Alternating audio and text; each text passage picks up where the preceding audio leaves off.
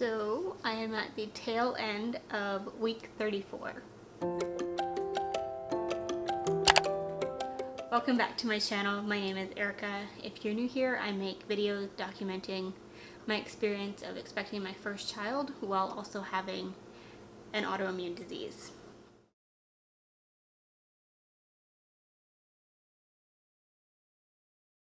So if you remember from my last update, I mentioned that I had to go get blood work done that day unexpectedly, and so what my doctor was testing for was something called my thyroid receptor antibodies, and they came back totally within normal range, which was good. But she basically was just telling me that it needed to be done within a certain time frame so that if all of a sudden those levels came back elevated, then she would need to plan ahead for further monitoring and make sure that those antibodies weren't crossing the placenta, causing growth restrictions in the baby, or any need for them to take the baby early. So all of that came back normal. And there's no need for further monitoring. Alright, as for baby's progress, I had an appointment this past Tuesday with a different doctor than my normal doctor. My normal doctor was out of the office this week, and so she had to have somebody else subbing in for her. She did do an assessment on where baby is located, and by her assessment, baby is head down, but quite possibly face up, which, if that doesn't change before I do go into labor, will mean basically a lot of back labor for me. The doctor that I just saw now was suggesting that at my next appointment, maybe another ultrasound be done, just to be absolutely sure of baby's positioning right now. Looking at my what to expect when you're expecting app, there was something I found very interesting during week 33. Alright, so it just says, thirsty baby. Your baby drinks up to a pint of amniotic fluid a day. This helps prepare your baby's gastrointestinal system for prime time. So that got me to thinking, or wondering, about what exactly is baby all drinking, because at this point the kidneys are fully functioning as well. So when I looked it up, sure enough, by the end of the 40 weeks gestation, baby is going to be drinking amniotic fluid that is largely made up of his own urine. So I found that interesting.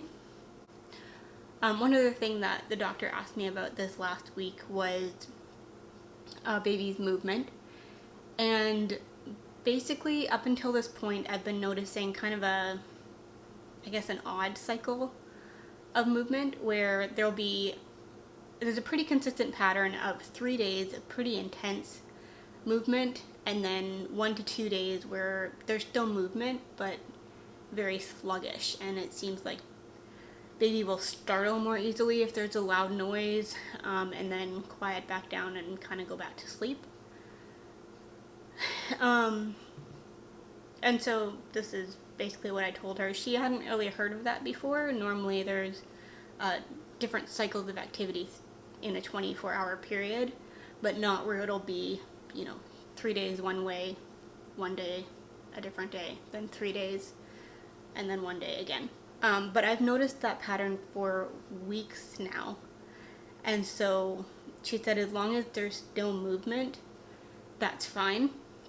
I haven't been actively doing kick counts, or consistently I should say, but I have just been keeping that pattern in the back of my mind and still being very aware of when baby is moving and how much.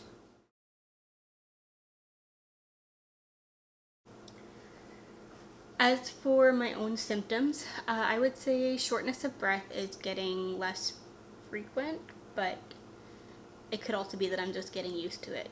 I don't know. Still experiencing a lot of congestion at night, and also really bad insomnia. So the falling asleep part is not really the problem, it's the staying asleep part. So usually by the time my husband's alarm has gone off in the morning for him to get up to go to work, I'm in the process of making my third trip to the bathroom and for the night, and I just can't fall back asleep after that. If I'm lucky, I get maybe another hour. So that has been kind of rough. It just makes the weeks feel very long. And I was asked about whether I've been getting any stretch marks, and the answer is no. I have not been getting stretch marks. I've been noticing the odd patches of spider veins. Not varicose veins, they're not bulging, but just just little spider veins, mostly around the area of my scar, which, speaking of my scar, that has been stinging a little more frequently lately. Not anything super painful, I'm just aware of it. Yeah, just very aware of what my body is having to do right now. And then overall, my belly is feeling a lot softer these days, and I think that has to do with the amniotic fluid has basically topped out at this point, and so from here on out, any growth that I'm experiencing is going to be coming strictly from baby. And then I'm not retaining any water that I'm noticing. I'm not noticing any excessive puffiness or swelling, but my knuckles have expanded to the point where I can't wear my wedding ring anymore. I could try shoving it on past the knuckle, but I don't trust that I would be able to get it back off. And I don't know, is this something that is gonna go back to normal once the pregnancy is over? If you have any experience with that, would you leave a comment down below? Not sure if we're gonna need to get those rings resized or just leave it for now and I'll be able to go back to wearing them later. And then other than that, basically it's just getting harder to do simple tasks like putting on my shoes or remembering to take my vitamins, which I've been doing a terrible job of. And then one of the last things that this doctor mentioned to me at my last appointment was that basically I have maxed out the recommended weight gain for from where I started to where I am now. I have maxed out the recommended weight gain. So she said basically at this point aim for about half a pound a week, which would mean I'm not supposed to be gaining any more weight, baby is supposed to be gaining that weight. So speaking of that weight gain, I was asked about this in the comments of one of my last update videos, and so I'll just explain now what I wasn't able to explain in my reply. Basically, I started off at a much higher weight than what I normally would. So, we'll just go ahead and talk numbers. I don't mind. A normal, comfortable weight for me is somewhere between 107 and 112. So we'll just say an average of 110 for a 5'2" frame. This is where I feel the most comfortable because of where I tend to gain weight. 110 is generally where I feel the most mobile, and just physically, health-wise, that is just where I feel the best.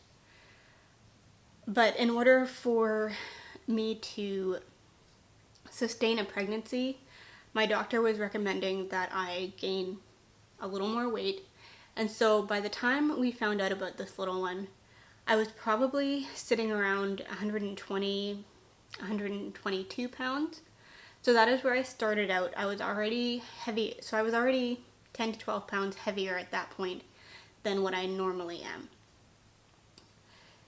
And then after that, it just kind of seemed like this whole pregnancy has been a bit of a domino effect for me just rapidly gaining weight. So in the first trimester, I was basically sitting around just fighting to keep food down. And really tired, not getting up and moving around a lot. By the time the second trimester rolled around, I was moving around more, but also eating a lot more. So all of that weight that I had gained in the first trimester had basically just gone straight to my hips and thighs. And by the time I got to the second trimester, moving around more, I was noticing some of that weight fall off, but then I was gaining it in my belly because the baby was starting to really grow at that point. So basically, I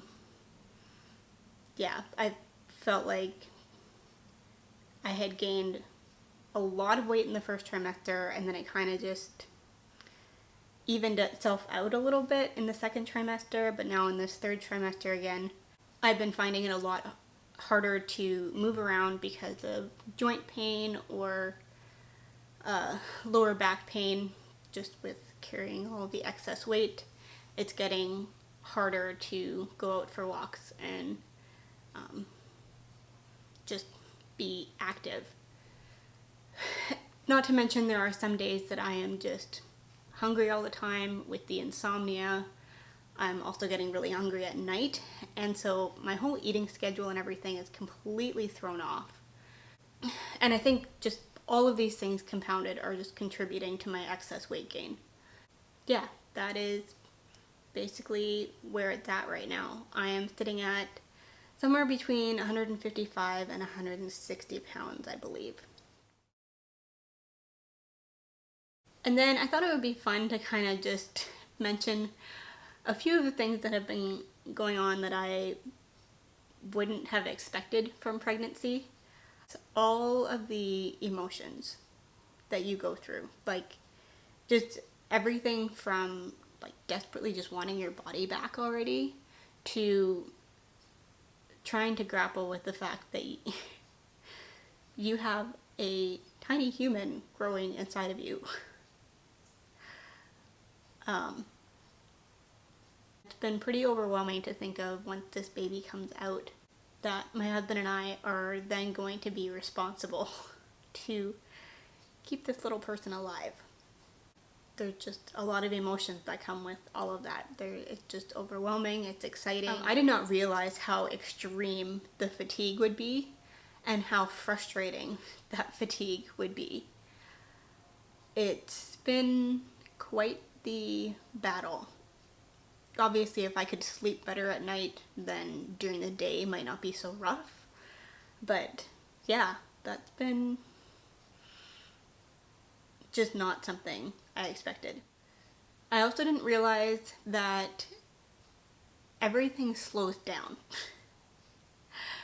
Your muscle reactions, your ability to swallow, your ability to walk, everything just slows down because of the relaxin coursing through your body, and it's slowing down your muscle reactions.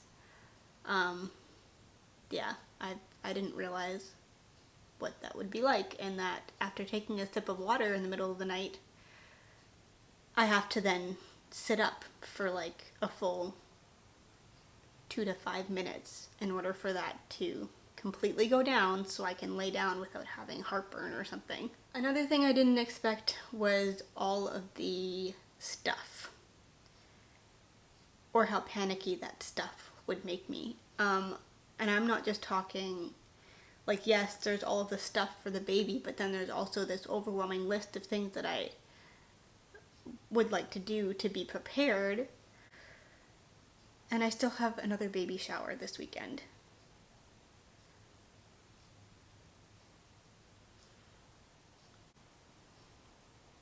It'll be okay.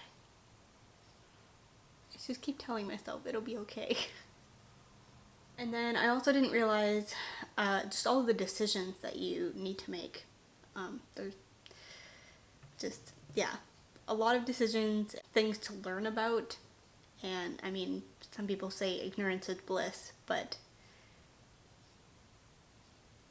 there's some things you can't just not know.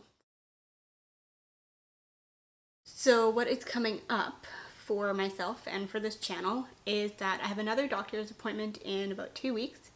And then I've also been doing a lot of meal planning, meal prepping this past week, as well as meal planning.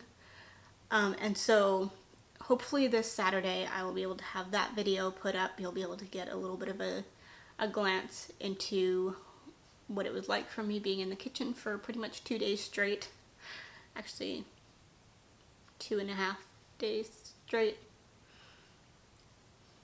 And see what I was able to all get put away in my freezer. So I'm feeling really good about where I'm at with that. And so next week it's just going to be a lot more of